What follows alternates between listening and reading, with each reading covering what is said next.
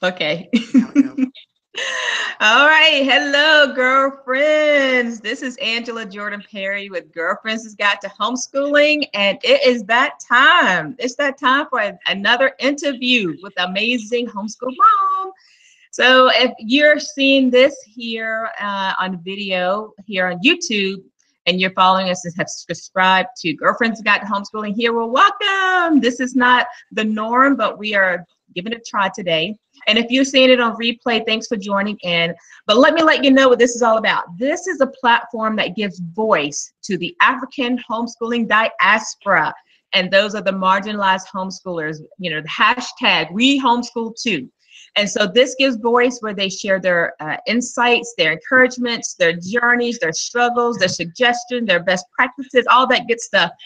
They share with you in efforts to encourage you along your journey, or encourage you to consider the homeschooling journey, or number three, just to bring some realness to homeschooling and let you know that real people like you, me, you know, our interviewee who's on today, you know, we're normal people in the midst of this, you know, vision of our hearts to homeschool our children. We don't do it perfectly, we get it done. So that's pretty much it, okay? So a little bit about myself. I'm Angela Jordan Perry. I'm the host of this show, Girlfriends Has Got to Homeschooling. I'm a homeschooling mom of 18 years to 8 children, 3 of whom we have graduated. My purpose-driven life is to make a positive impact on thousands of homeschoolers. That's what my heart's desire is to do. And I do that in part right here on this show. And then also I serve my homeschooling community here in the state of South Carolina, where I'm an Option 3 Accountability Association Director. That probably means nothing to you if you're not in South Carolina, but that gives families who desire to homeschool legal rights to do so in the state, okay? So that's just a little bit about me, but today we have our special guest, finally, yes! LeKenya Stokes is with us today. Yay! Say hi, LeKenya. So, LeKenya, are you ready to make it happen? Sure. Yes, good deal, good deal. Let me tell you a little bit about LeKenya, okay? LeKenya Stokes was born and raised in Greenville, South Carolina. She's been married for 12 years to Kenta and homeschooling 3 sons, Kamil, 11, Kelden, 9, and Kadin, 7. All the KK and KK family. So her homeschooling journey has been a total of almost 5 years. LeKenya has always been around children and taught preschool for 8 years before returning home to be a full-time stay-at-home mom. She admits that homeschooling has been a humbling yet fun 5 years being able to be home with her boys. LeKenya's goal is to instill individuality and the strength and love of God in her children. So girlfriends, here I present to you LeKenya. LeKenya, I told the girlfriends just a little bit about you, but please tell us more about yourself and how you actually got started in homeschooling. Well, how I got started was, well, first of all, my husband wanted me to homeschool the whole time.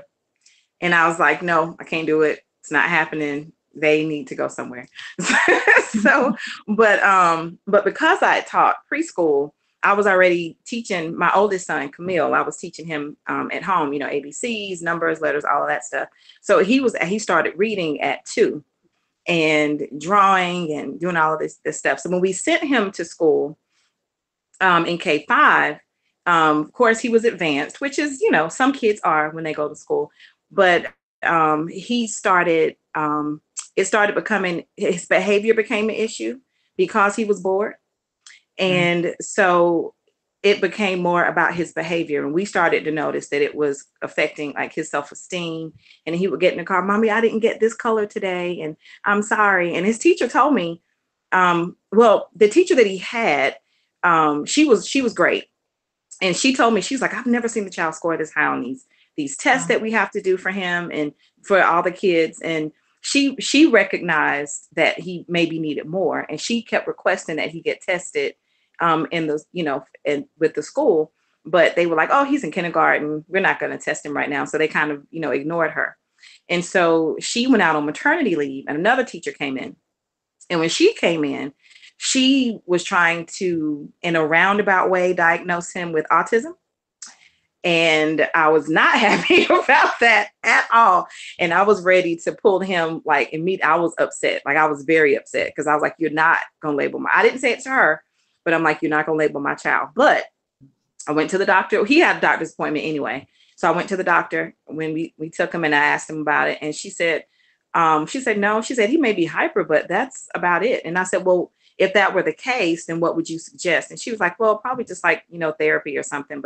And I said, because my thing was, I don't want my kids on medication if they don't have to be. That was, kind of my thing. And so I was ready to pull him in. And I had been, praying about it. And then my husband was like, we'll just wait till the end of the year. And so we waited till the end of the year and we started homeschooling after that. Because I didn't. Well, I will say that we did go up there. My husband and I, when he was off on Friday, we went up to the school. We didn't tell them we were coming. We just went. And when we went to the school and we asked to meet with the principal and we met with her and we kind of explained to her what had been happening because he ended up getting suspended from school for a day. And if you know Kamil, that's kind of like hard to believe, but he did. He got suspended from school for a day, not for fighting or anything. He did something with a pencil and something, I can't remember now, but he ended up getting suspended and we were like, okay, this is enough. And so we went up to, and then they did test him. And so when they tested him, then he was able to read, he was able to do math past a third or fourth grade level. And he was able to read past a fifth grade level or something like that. But he was tired. So they didn't test him any further because he was done. And so we're like, well, yeah. And so then they started sending him to the first grade class. Well, when they did that teacher, because they all talked to each other, started trying to imply the same thing that the K-5 teacher, the substitute, was saying about autism. And I was like, well, she didn't say it. They never actually said the word, but they basically said everything but. And no. And I was at that point and I was like, no, I refuse to have my child labeled all throughout school just because y'all think something. I mean, he's quirky. I knew that. And he was young. You're not going to label my child. And so that was it for us. That was the last straw. Because I know, because we know when you put unfortunately, when you put our little brown boys in public school, they tend to be labeled. Sometimes necessary, they may have a label because they need it, but a lot of times it's unnecessary. And I was like, nope, I am not going to be that parent. You're not just going to label my child and throw medication on them for no reason. And we were done. So that was it. Because, I being around Kamil, I mean, how in the world? This boy is sharp, he is smart, he is together. You know what I mean? So I can't even, that's like frustrating. So good for you, LeKenya, because for being an advocate. And I hope that for some parents who are listening, you're right. And sometimes it is necessary, and that might be the case, but you know your child. And that's the thing, because I know people, I have friends who have children in public school, and, some of them are autistic, some of them are ADD, and they're on medication and they need it. And that's fine if they need it, but you have to know your child. Yes. And I knew my child and I was like, no, thank you. Y'all can keep it. Wow. Good for you. Right. Good for you. So how was it when you transitioned to homeschooling him and then adding, because I remember when we met, you were just homeschooling him and you were about to add in, I can't remember the second one or the third one into the mix. Kelden. I was about to add Kelden. Yeah. Okay. All right. Yeah. So how was it when you first started with Kamil and then transitioning and adding Kelden and then adding, the youngest? Yeah. Well, it was scary at first because, I really didn't quite know what to do really. And so we ended up just going to the educational store and just getting books. And, I think we ended up looking at, what did we look at? We ended up looking at, trying to find what they were, the requirements, what they were supposed to have learned. And so we just basically used the books and we went by the books and that was basically it. And then, and I had been option 3 the whole time, but I didn't understand. But I was looking at the requirements for something else I think it was for 2 or something about like how many hours. And so we were trying to do so many hours. And because he picks up things so quickly, it was a little bit frustrating because he would do his work and, he would understand stuff and we would get it done. And I'm like, well, but no, we still have to add this time. And so I was trying to add more stuff and he was just like, can I be done? Am I done now? And so I was trying to stretch. And then it was like maybe the middle of the year. And I went, wait a minute, I don't have to do this all day. But I had a lot of pressure on, I put a lot of pressure on myself, not necessarily him, but a lot of pressure on myself. And I remember reading something recently, and it is true. When you start homeschooling, a lot of times you try to push your kids a little harder because, you don't want people to think, well, I brought them home to homeschool, but now they're not where they're supposed to be, or they're not this. So you try to like force them to be the absolute best and, go so fast and learn this and get this, let's get through this. And, but we don't have to prove anything to anybody. And I had to learn that too. I don't have to prove anything to, anybody who, and I really honestly didn't have anybody that was, in disagreement or opposed to us homeschooling. A lot of people had questions, but nobody was just outright, don't do that. It wasn't that, but you feel the need when you're homeschooling to, well, no, they have to learn this. They can't be dumb. They have to know everything. And so, so now I'm at the point where I'm learning to take that pressure off and let them go at their own pace and not try to impress anybody or anything, because that adds pressure on me, adds pressure on them. And, a lot of times you talk to some kids in public and or private school and they don't know everything either, with the best education. So, just learn to let it go. Yeah. But, and then adding Kelden. But then after the first year, did I add him after the first year? I think I was working with him, but I don't think I added Kelden yet. But once I added Kelden, it kind of helped because Kamil was a little bit more independent. And so we were all working together, and then I would send him off. But now we use all-in-one homeschool. And so they're able, and they have Chromebooks. So they'll all go to the day they're supposed to do, and they'll do their individual work on their own. But my youngest son, who was in public school until a year ago, about a year and a half ago. So once he's very high energy. So once we added him, it was something. It was fun because I loved having him home, and I couldn't wait to have him home because I missed him being there with the other two. But woo boy, trying to get him to calm down, and then he's all over the place. And well, let me tell you this, and let me ask you this, and what about this? Well, let me just say something. And I have no, sweet pea. Okay, let's just calm down. But it's fine. He's learned. He's learned to calm down and, well, mommy, I can do this.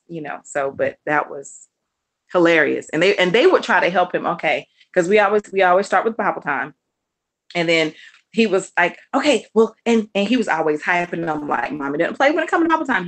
This. And so they were like, Kadin, mommy doesn't play. Hey, slow down. You better stop before we all get in trouble. So they were able to help him with that too. And they do. And they do help each other. Like they'll ask each other questions. How am I supposed to do this? Sometimes they'll ask each other before they ask me, which is funny. But yeah. That's sweet. That's sweet. So what grades are, your ages are, it really don't matter grades, but 11, 9, 7. So how old was Kamil when Kadin came into the mix and you had everybody home? He was 10. Oh, okay. He was 10. Okay. Yeah. Did he just come home this past year? Yeah, this was his first year homeschooling this past year. I didn't know that. Okay. Mm-hmm. Yeah, because he had been now, as far as knowing your kids goes, now my youngest son, he was on the autism spectrum, and I knew something was different with him when he was about 2. Actually, it was maybe a little bit before he turned 2, but after he turned 2, I was like praying and trying to figure stuff out, and then I called BabyNet to come out and kind of observe and do like the assessment for him. And so he went and they did the hearing test and all the other things that they do initially. And I didn't realize this until later, but I ended up doing it backwards, because what you're supposed to do is you're supposed to get the referral from your doctor and then BabyNet is supposed to come out. But I didn't know any of that. I was just I think I ended up going to their website. I don't even know how I found it, but I went to their website and looked at milestones. And I was like, well, he's not hitting these milestones. And so I contacted BabyNet on my own. And then we ended up, in some kind of way, we ended up going, I think they sent something to the doctor or something like that. And I didn't find out till later that we ended up doing it backwards. And so they were like, yeah, well, he does have some delays. And so he ended up working with the early interventionist. Started about when he was about a little over 2, because I was trying to give him until 2 to kind of see how it was, because sometimes kids mature a little bit slower. Yeah. Because I remember my nephew, he's 16 now, but for whatever reason, I remember when he turned 2, it was like he was saying everything and doing everything. And so I kind of had that in my head, but when it didn't quite happen that way, and I would give him simple instructions and he couldn't do it. I remember I asked him to pick up, he had dropped a cup on the floor, and I said, Kadin, pick up the cup. And he looked at me and I said, pick up the cup. And I pointed at the cup and he just looked at the cup and he looked at me and he couldn't process it. And I'm like, pick up the cup. And then I picked it up and then I put it back down and was like, pick up the cup. And he just looked at me and started crying. And I'm like, okay, something. And that was before we had him assessed. And so then he still didn't have an autism assessment diagnosis yet. After he had worked with the early interventionist about maybe 6 or 7 months, we had great people that had worked with him the whole time. Her name was April Smith. She was the one that came to work with him the first time. And even one of my sons was like, well, can somebody come and work with me at the house? You don't need this. But so they came and worked with him. And then she said, I do kind of, because I think I asked her one day, and then she said, well, I do kind of see that he may be, autistic. And I was like, okay. And, of course you don't want to hear it. It's scary when you hear it. And so we had he was assessed in Spartanburg, and the lady came up, she said, well, he's kind of deceptive because he was happy and smiling. And sometimes he would make eye contact and sometimes he wouldn't. And a lot of his would come when it was time for him to transition, because, people with autism it's like, you may be like severe or you may be high functioning. And he was more on the high functioning end, but he still has issues with how he was processing things. And so through that's how he ended up in public school, because they said, yeah, we're going to get him an ABA and then we'll get him in the special education class. And he started there like the day after he turned 3. He started there. And so he was there from, K3, K4, and then K5. And they talked about medication and stuff too, but we ended up not doing it because, again, he was young. And I didn't have there are some people that I know that when I taught daycare, and I tell people this all the time, that when I taught daycare, there was a little boy that was on Ritalin, and he had been on it since he was 3, and he would come in some days and he would be comatose. He couldn't function. And I was like, no. And that's all I know. And people, well, all of them don't respond that way. That's fine. But that's my experience with it. And I didn't want to do that to him. And so we did do it, and he ended up moving to a regular class without it, which was a blessing in and of itself. And so I was like, yes. so then he started reading, and he was writing well, and he was paying attention. He could learn how to sit still, and a lot of that was because the therapies that he had ABA. Now he had ABA therapy, he had physical therapy, he had speech therapy, which we still do. But all of those things have helped him get to the point where he is now. And so now I'm grateful for it, but now I'm glad that he's home with us so we can, progress together at home as a family. And no, I don't have to miss him. But it served its purpose and it was great. But now he's at the point where he's able to, come home and be with everybody. Even if all his teachers are supportive and, loving and, all of that. But I was just glad to have him home. Yeah. And I want to pick up on what you said in your terminology. You said he was, how did you say? You used the word was artistic, something like that. So with him, what happened was he was, and I do use the term was because he was on the spectrum. And then we went to have him tested. No, I think it was another assessment, because every so often they'll do it again. And then we had it done, I think it was about 3 years ago. Now I should have written it down because that was Hallelujah Day. So we went to have him, assessed again. I think it was for school. I can't remember I think it might've been for school or something like that. And the lady looked at me and she said, I don't see autism with him anymore. And I said, really? She said, yeah. She said, I do see ADHD, or maybe ADD, because she's like, you see, he had to be still. I was like, yeah, he's very hyper. And so that was a blessing. So he technically still has it on paper, but he technically has it, but he officially kind of does not. But again, his therapies helped, and him being at home around his brothers. And and I remember, this kind of has to do with this, but it doesn't.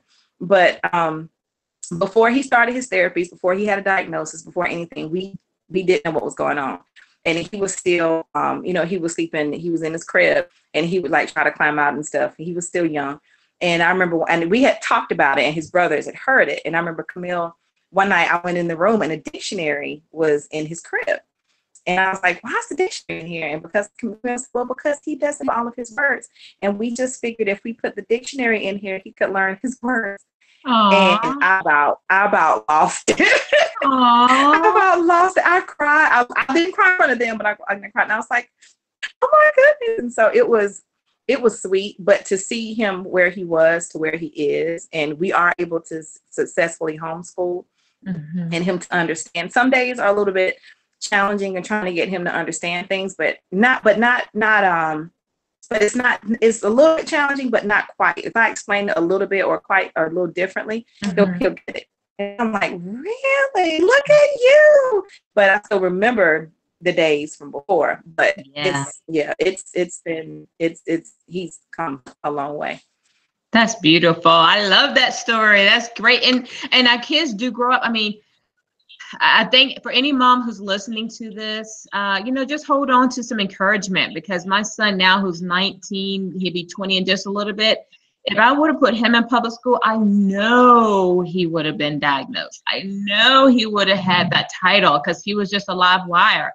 And now he's calm, cool, and collected, just like, just different child who didn't read till he was 10, who was delayed in everything, And so moms, you hang in there and just, be your child's advocate. I mean, that's why I homeschooled my son Jordan too, because I just knew he would have been labeled for sure, without a doubt. So, so Tremaine, let's tell us your worst day. This is my favorite question. Your worst day of homeschooling. I mean, so bad you were really ready to I'm gonna put you all in school. I'm done. I'm gonna put you in public school. I'm done with this. I can't do it anymore. Goodbye. But you didn't quit, and so this is why you're this amazing homeschool mom that you are, of 3 melanated boys. But tell us about that day or days. I don't remember it just, oh my goodness, November 12th, 2000. I don't remember that day, but I think a lot of them were the first year, because there were some days that I was like really frustrated, and he was frustrated with me because I was trying to get him to do other stuff. And I think, but I have had days where where it's not that I haven't taught them certain things. Like there was one day, I think there was one a couple of years ago too, where I was teaching Kelden, that's my middle son, teaching Kelden something. And he learns differently, and I've had to learn that. Kamil, you'll teach him something and he'll pick it up right off the bat, and he has it. With Kelden, I can teach him something and we may come back 2 days later and he's like, what? I don't remember. And I'm like, are you kidding me right now? And so and we were working on a worksheet or something, and I think it was about regrouping, and I taught him regrouping, and we had gone through this. And he was supposed to carry, and he just wrote the whole thing down. And for whatever reason, it shouldn't have been a big deal. But for me, I was just like, you know what? Do I really need to be doing this? I have taught him this. Why is he not picking this up? Did he really just write down 10? He really just wrote 10 down underneath this line? Why? And Like stuff like, and sometimes it's stuff like that when you teach them something and then you come back to it again to review it, and they look at you like, what? What? What? And when you know you've taught it, if I haven't taught it, that's on me. But if I have taught it and you are not getting it, I'm like, what am I doing wrong? Maybe I should, send them somewhere else, and maybe I'm not. But then they'll turn back around and then they'll say something brilliant. And I'm like, what? but usually it involves something I've taught them. Now, there have been days where I was like, oh, I should have been teaching them this, and they don't know this yet. And, then it's another like inadequate time. I'm like, well, I need to look at this, and they're supposed to be doing this. And it usually stems from, most of the time for me, I can't speak for anybody else. Most of the time for me, it stems from comparison. When I have frustrating, want to quit days, it may be, because, they may not be doing what they're supposed to be doing, or they haven't picked it up. And most often than not, it's because I'm comparing. This child knows this and that child knows this. Well, why doesn't this one? And it could be another homeschooling parent. It may not necessarily be a person in public or private school. It may just be another homeschool parent. I'm like, well, they're just amazing. And that mom is this, and maybe I shouldn't, and I should just send them. And, I want them to be this. But it usually stems from comparison, which I'm really trying, or I shouldn't say trying not to, which I'm not doing anymore. But that's probably the worst, because it makes you want to stop, makes you want to quit. And then you just like, you know what? Nope, I can't do it. They're going to be, it's not going to end well. They're going to be at home forever, which I wouldn't mind, but my husband wouldn't be in agreement with. But because especially raising boys, you want them to be able to be, adequate, and you want them to be, strong, to be able to stand on their own. And, you try to, because they have to be heads of their households, and you want them to try to raise them that way. And then when you see them do something that's just off, you're like, okay, wait. What's going to happen to my kid? Maybe I should just send you somewhere else. And, but more often than not, it really does. It does come from comparison, which I'm having to learn. My kids are fearfully and wonderfully made individually the way they are. So I have to stop comparing them to another fearfully and wonderfully made thing, because that's who they are, and they have to stay in their lane. They can learn from, and my mom always taught me, you can learn anything from anybody, but don't compare yourself to anybody, because everybody is different. And once you stop that helps. That's good. That's good.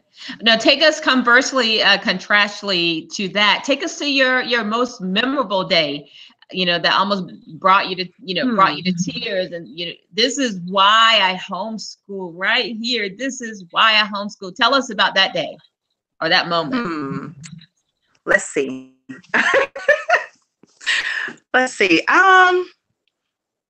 Usually, I'm gonna see. I don't know if do I have one in particular?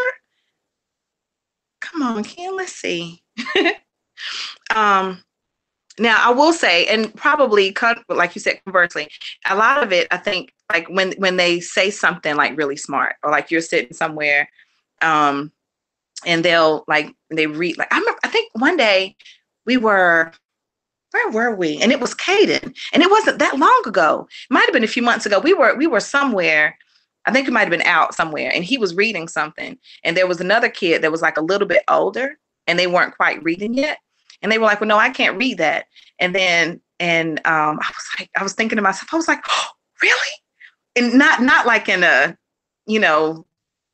like, oh, look at my child, he's so super fantastic. but it was a proud mommy moment, because I was like, wait a minute, this child is a tad bit older. And it's not that they couldn't read, but they couldn't read to the level that he was. And I was like, oh man, that's kind of cool. And it's not because I'm so great. It's just because, it helps when they have, individual attention.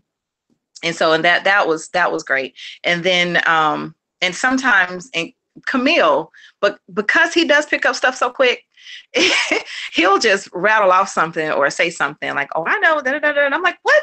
And sometimes I'm like, where did you get that? Oh, I just read this, and I just, and it's because, he's at home, or well, that was a part of what we were supposed to learn, and I did this, and I, but they'll just rattle stuff off or just say stuff. Oh, I remember that. And they were, we went to Legoland a few weeks ago, and the guy asked a question, and Kelden was just like, "Oh, that's the police." What? And I just looked and was like, "How did you know that?" But those little moments where they pick up, and they, and two. This is gonna sound like an odd statement because it's like, why homeschool? But when we first started homeschooling, when we would run into people, and they would say, "What school do you go to?" And Kamil would always drop his head and, I'm homeschool. And I was like, "Why are you like?" And he was like, "Well," because he didn't really know how to respond. But now they'll go, "Where do you?" "Oh, I'm homeschool," and they say it like proudly. "Oh, I'm homeschool. I'm in this grade, and I do this, and we learn this," and I'm seeing them become more confident in who they are. Right. Now they're still introverts. Two of them, my oldest two, are a little bit introverts like their mommy. People don't believe me when I say it, but it's true. It is true. Believe me. I am. But I'm watching them like become confident in who they are, and they don't do. They do some comparison sometimes. Well, this person has this. They have a cell phone. You're not getting one. Little stuff like that. But because they don't, and I'm not knocking public school at all. I was public school, the whole time, and I enjoyed it. But sometimes when you're in public school, you do tend to, you run into a lot of different comparisons. People have self-esteem issues and all that kind of stuff.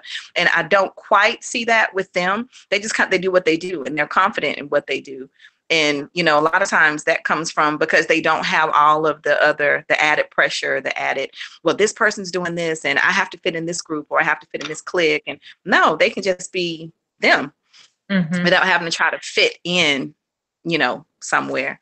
Yeah. And so, those moments when they're just like, oh, well, I'm because right now at church, Kamil he's 11 and he sings with us on the choir. On the adult choir, and it doesn't bother him. And for a while, there are some other kids that are doing it now, but for a while, he was the only one that was doing it, and it happened by accident. I think Kente was out of town for work, and he was too, old enough. He didn't want to sit in the sanctuary by himself, and he said, "Well, can I come in the choir with you?" And I was like, "Yeah, well, you can come." And then I said, "You want to sing?" And he was like, "Yeah." And so then he was like, "I enjoyed that." And so he just started doing it, but he wasn't thinking about, well, this person's going to think this about me, or that person's going to, he just does it without, which, I honestly think if he were in public school or in another setting, he would go, "Well, I can't do this because that person might say," and that's not even a thought of his. He's just like, "No, cool, I like or something like that." Right. Right. And so things like that, I tribute to homeschooling. Yeah. And then I go, you know what? Yeah, there you go. Be you. That's good. So, that's beautiful. Stuff like that. Yeah. Well, that's good. So girlfriends, let me let you know, this is Girlfriends' Guide to Homeschooling, and we have LeKenya Stokes up here with us. Ooh, this is the homeschooling mom of 3. Can you believe I had on paper, I had homeschooling mom of 5 melanated boys? And I looked at it last night and I thought, no. Okay, well, I must have been half asleep when I put that in there. But this is a homeschooling mom of 3 melanated boys out of South Carolina, and sharing her homeschooling journey now of 5 years. So you all be sure to share this video, and some really encouraging insights that LeKenya is giving in regards to, your child being labeled and special needs homeschooling, and how her son was with the title of autism, and now he doesn't have that title. So you all go back and listen to this, and think of someone who may need to hear this interview. Very insightful in comparison and all that kind of stuff. So, but LeKenya, as we transition to this part of our interview of the show, these are some questions to pick your brain. So they're, quick answers. You can give us a sentence or 2 on them. Okay. So what is your favorite? Okay. All right. What is your favorite quote or mantra that keeps, you know, that gets you through this homeschooling journey?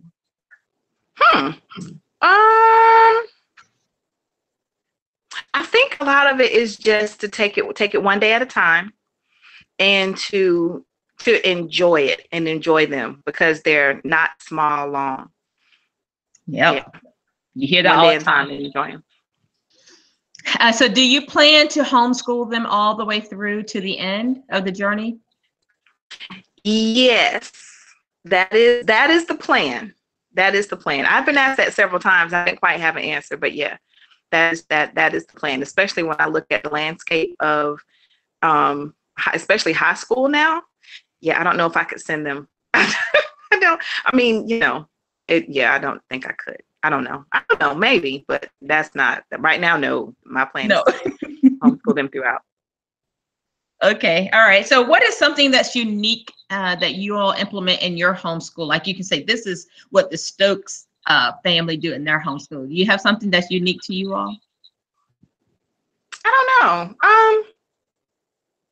Well, I don't know. I don't know if I have anything that's unique. Do we? Maybe I should ask them. But let's see. The thing that the thing that I most enjoy with my boys is Bible time. That's what I enjoy the most with them. I don't know if it's unique necessarily, but that's what we enjoy the most. And I think I'm going to implement like praise music this year. You know, because I like to praise and worship. I think I may implement that, but I don't know if I have anything that's unique. I do like to be silly with them sometimes. You know, say something silly just to kind of get, you know, poke them, or do, you know, try to have fun, to be silly. But I don't know if I have anything that's unique.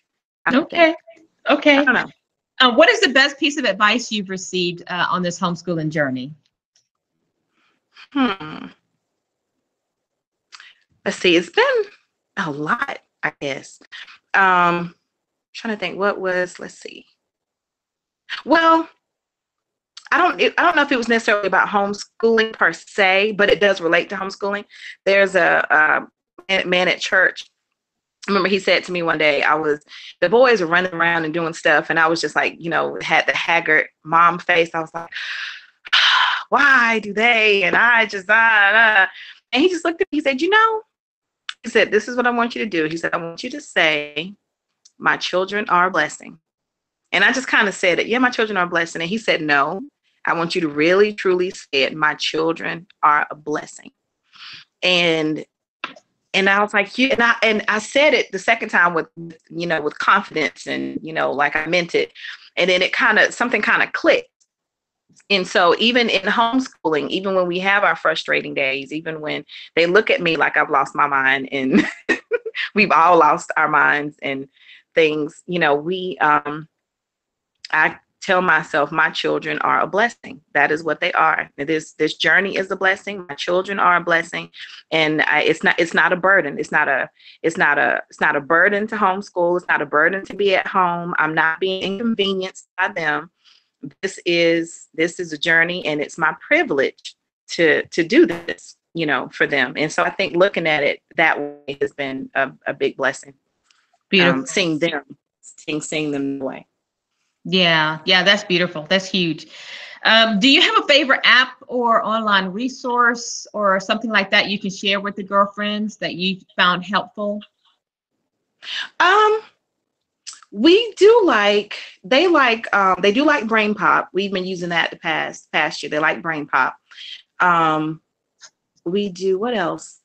They like Scratch, the coding website. They like that one too. They haven't used it as much, but they do like that one, because they like to code. They like video games, so I'm trying to, you know, we try to find things with that. But and I haven't used them quite yet, but I have access to some other websites now, like the Tales to Go. It's like with books, like downloading books and things like that. We utilize library a lot too, because that helps, you know, with cost and things. You don't have to buy everything necessarily, but yeah, they like that. And Starfall, We don't use it as much because it's a little bit, Kadin's kind of aging out of it. But like Starfall, like the Scholastic website, like they have like, pages you can print out and things like, that may be like for science and things like that. Oh, but one of our favorites that we used, it wasn't a part of the curriculum last year, but it was the National Geographic for Kids.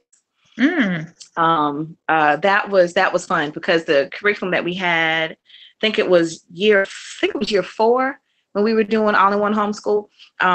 We were learning about different countries and things like that.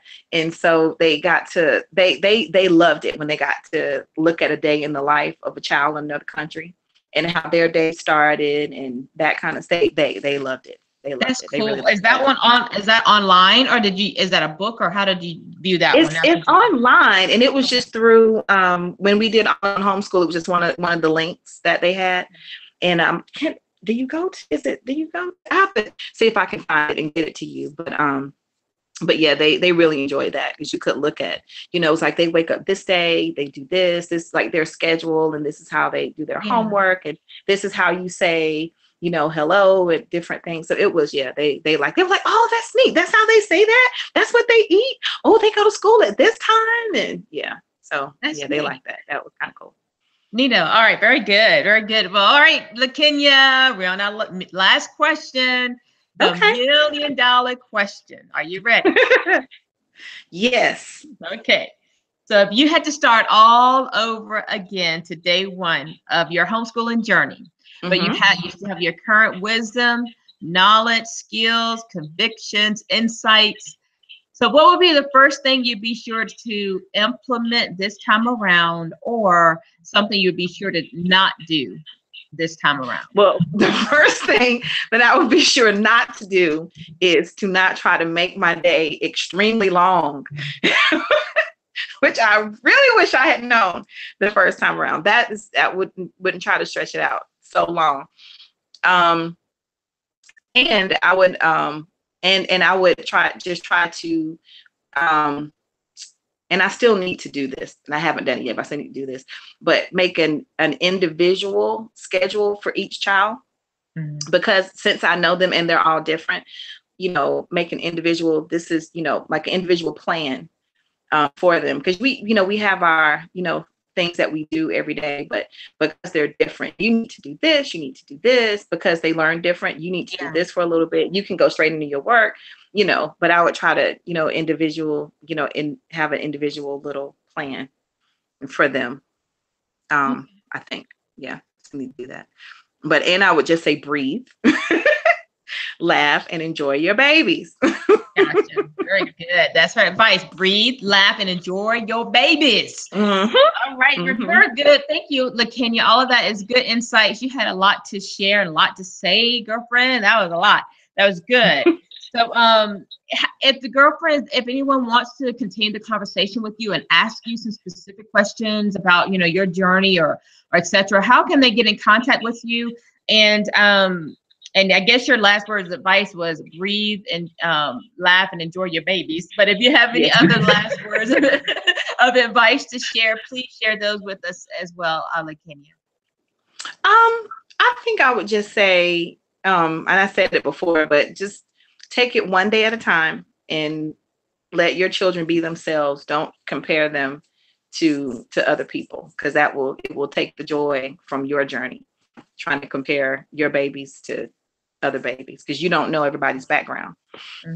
So that's just enjoy them and let them go at their own pace. They're gonna get there. They're gonna get there. Absolutely. How can the girlfriends get in contact with you? You have a way they can do that if they want to continue the conversation or ask you any specific questions? Sure. I am on Facebook. My name is my husband's my names together because he won't get a Facebook page, but he was always under mine. So it's Kenta, Kenta-LeKenya Stokes on Facebook. I am on Instagram, curly_beautiful. On Instagram. And let's see. I do have an email. I guess I could give that. l.kstokes4@gmail.com. All right. Well, girlfriends, You are the average sum of the 5 people you hang out with. And this past hour, you have been hanging out with LeKenya Stokes. Sorry, people. Out of South Carolina. So you all keep up the momentum. This has been great, insightful information. I can't wait to dig in deeper. So check us out on the podcast. We're going to dig in deeper on one of these topics. I know exactly what I want to ask her on it. It's very, very poignant point that she brought up here. So you all, keep up the momentum and connect with other sisters, who will encourage you and bring a positive impact to your journey. Okay. And then you be that positive impact that others can pull from and draw from, because we need each other. We need to have a sister circle who we can go to and connect to, cry to, and just encourage us on this journey. So prayerfully, Girlfriends of Guide to Homeschooling is that for you. And LeKenya has just added value to doing just that and enriching your journey, my journey, and all of you who hear this. So thank you for joining in. Thank you, LeKenya. Mwah. I appreciate you so much for hanging in there and making this happen on Girlfriends as Guide. So thank you so much, girlfriend. You're welcome. Thanks for having me. Yes, good deal. Good deal. Well, listen, you all, remember that to teach a child is to touch a life. And as we homeschool, we not only touch a life, we shape the future through our efforts of homeschooling our babies every day. So, keep making a positive impact day after day, year after year. It's going to pay off. It will. So you all hang in there. All right, LeKenya, until next time, we'll be in touch for our podcast. You all get ready for that. And you all take care. Have a great rest of the day. And as you prepare for homeschooling, if you're not, just take care and you all be at peace. All right. Talk to you soon. Bye. Bye. Bye.